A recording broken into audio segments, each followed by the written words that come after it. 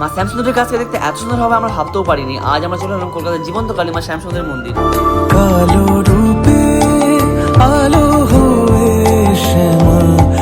তো সকালবেলা রেডি হয়ে বেরিয়ে পড়লাম স্টেশনে যাওয়ার জন্য, কিন্তু আমাদের ট্রেন লেট থাকার জন্য আমরা স্টেশনের বাইরে সবাই এসে চা খেলাম। এরপর চা খাওয়া শেষ করে আমরা স্টেশন আসতে দেখি ট্রেন চলে এসেছে। এবার এখান থেকে যাচ্ছি আমরা হাওড়া স্টেশন। হাওড়া থেকে যাবো শিয়ালদা মেট্রো ধরে। তো মেট্রোতে এখন যেহেতু আমি অনলাইনে টিকিট কাটা হয়নি, তো আমাকে তো অফলাইনে টিকিট কাটতে হবে। তো যাচ্ছি এখন মেট্রো স্টেশনের ভেতরে।